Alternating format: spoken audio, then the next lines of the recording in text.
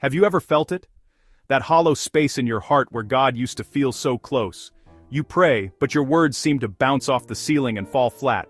You go to church, you sing the songs, but it feels like you are just going through the motions. This feeling of distance from God is real and painful.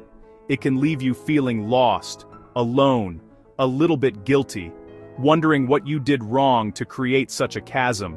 You are not the only one who has felt this. It is a common season in the Christian walk. The enemy loves to lie. You messed up too badly. God is disappointed. He has moved on. Those are lies meant to keep you stuck. The first thing you must do when you feel far from God is to simply pause. I mean it. Stop what you are doing. Your mind is probably racing with 1,000 worries, a to-do list a mile long, all the noise of your daily life. It is impossible to hear God's still, small voice when your own life is shouting.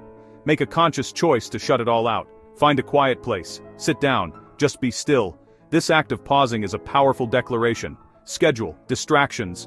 You are not the boss of me right now. It creates a sacred space where you can turn your focus toward God. Breathe in. God, I need you. Breathe out. I release my stress.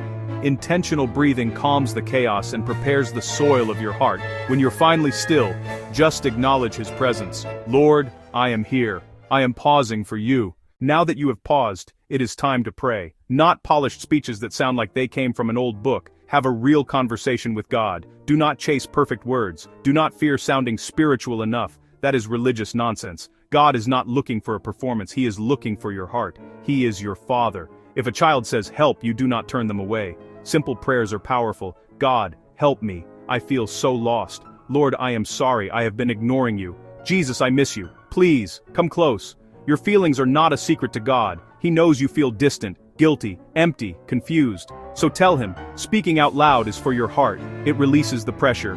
God, I do not feel you. It feels like you are a million miles away and I hate it.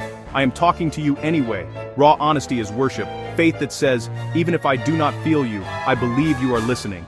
Dear Lord, I feel far. Forgive my distractions. I want to feel close again. Please help me find my way back. In Jesus' name, amen. When your feelings say God is distant, you cannot trust them. Feelings are fickle, shifting like weather, like lunch, like sleep. You need something solid, unchanging. The Word of God is your lifeline, His written promise that cuts through lies and anchors your soul.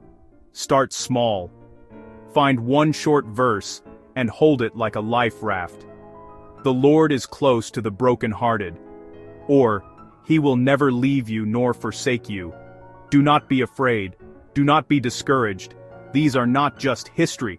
They are God's personal mail to you, His promise, His truth. Meditate, read slowly, say it out loud, write it down, put it where you will see it. Let His truth become the soundtrack to your day. When the enemy whispers, answer with Scripture. He will never leave me nor forsake me. This is spiritual warfare. When you are in a fog of spiritual distance, look back. Memory is a bridge from present doubt to future faith. The enemy wants you to forget. Remember every good thing God has done, every prayer He has answered, every way He made a way. If He keeps you focused on emptiness, He keeps you stuck.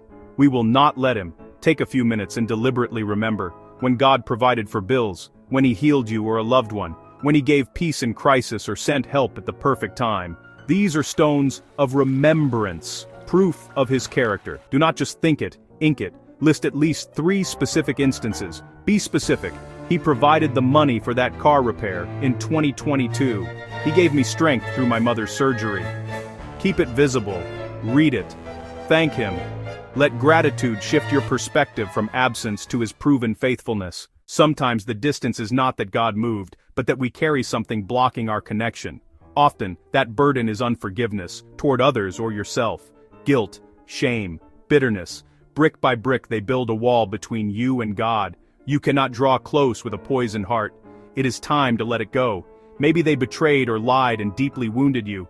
Holding on feels justified, but forgiveness is for your freedom, not theirs. Unforgiveness eats your joy, peace, and fellowship with God. Forgiveness is the key that unlocks your own chains. Choose it and walk away free. Forgiving yourself can be harder. Shame and guilt follow like a dark cloud, replaying your mistake. God uses imperfect people. Refusing to forgive yourself says Jesus' blood was not enough. That is pride. Forgiveness is a choice. Say, Lord, I choose to forgive. Name. I release them. I accept your forgiveness. I forgive myself. I receive your cleansing and grace. We have talked about pausing, praying, reading the word, remembering, forgiving. Knowing is not enough. You must do it. The journey of 1,000 miles begins with a single step. Start with one small act of faith. Do not try to do everything at once. Choose one thing and start there. One step toward God can feel like a giant leap. Do not wait for the perfect moment, the right feeling, or a calmer life. Come as you are, distant, confused, empty. Your small effort with His great love starts a new chapter. Decide now. Sit in silence for 2 minutes. Write one verse like Jeremiah 29:13. Speak a one-sentence prayer. Write one gratitude. Finally say, I forgive. Pick one. Just one. The simpler, the better. Create a tiny crack for light to get in. Draw near to God, and He will draw near to you. That is His promise. Your feeling of distance is real, but not ultimate. His love and presence are. Take one step now. Read one verse. Say one prayer. Call one friend.